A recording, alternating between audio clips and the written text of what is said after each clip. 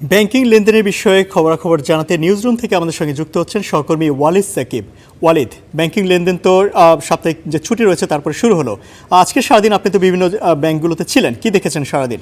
কারণে ভিড় ছিল যে গত 4 দিন আসলে বন্ধ ছিল। আপনি বলছিলেন যে সাপ্তাহিক লেনদেন শেষে ফিরেছে, ঠিক সাপ্তাহিক লেনদেন শেষে নয়, আসলে সাপ্তাহিক বন্ধের যে বিষয়টি ছিল সে তার আগে 2 দিন কিন্তু জাতীয় সংসদ নির্বাচনকে কেন্দ্র করে কিন্তু আরও 2 দিন বন্ধ ছিল, অর্থাৎ 4 দিন পর বাংলাদেশের বাণিজ্যিক ব্যাংকগুলো আবার পুনরায় লেনদেনে ফিরেছে। সকাল থেকে আমরা দেখেছি স্বাভাবিকভাবে আসলে লেনদেন চালু হয়েছিল, স্বাভাবিকভাবে চলছে সারাদিন লেনদেন, সকাল 10টা থেকে বিকাল 4টা পর্যন্ত, যেটি স্বাভাবিক লেনদেনের সময়, সেই সময় পর্যন্ত লেনদেন অব্যাহত ছিল। আপনাকে আরেকটু জানিয়ে রাখি যে মোবাইল ফিনান্সিয়াল সার্ভিস যেটি রয়েছে, মোবাইল অর্থাৎ আমরা যেটিকে মোবাইল ব্যাংকিং হিসেবে চিনি বা জানি, মোবাইল ব্যাংকিং সেবাও কিন্তু গতকাল থেকে পুরোপুরিভাবে অর্থাৎ আগে যে বাংলাদেশ ব্যাংক যে নির্বাচনকে কেন্দ্র করে যেই একটা সীমা দিয়ে দিয়েছিল যে 1,000 টাকার বেশি একবারে একজন ব্যক্তি আরেকজন ব্যক্তিকে পাঠাতে পারবেন না, অথবা দিনে 10 বারের বেশি টাকা পাঠানো যাবে না, সেই সীমা থেকে কিন্তু সেই সীমাটি গতকাল আসলে সময়টি শেষ হয়ে গিয়েছে, যার কারণে গতকাল থেকে স্বাভাবিক লেনদেনে মোবাইল ব্যাংকিংও কিন্তু ফিরে এসেছে, অর্থাৎ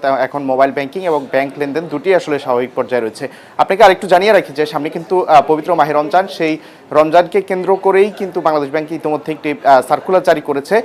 বাংলাদেশ ব্যাংক বলছে যে রমজানের সময়সূচি অর্থাৎ 5 ঘন্টা করে প্রতিদিন 5 ঘন্টা করে ব্যাংকের লেনদেন চলবে এবং মোট ব্যাংকিং সময়সূচি হবে, অফিস সময়সূচি হবে 6.5 ঘন্টা। সকাল 9:30 থেকে দুপুর 2:30 পর্যন্ত লেনদেন চলবে রমজান মাসে, এবং হচ্ছে আপনার অফিস সময়সূচি হবে বিকাল 4টা পর্যন্ত। মোট 5 ঘন্টা লেনদেন এবং 6.5 ঘন্টা পর্যন্ত অফিস সময়সূচি ব্যাংকে নির্ধারণ করা হয়েছে। ইমতিয়াজ। ওয়ালিদ, আপনাকে অসংখ্য ধন্যবাদ।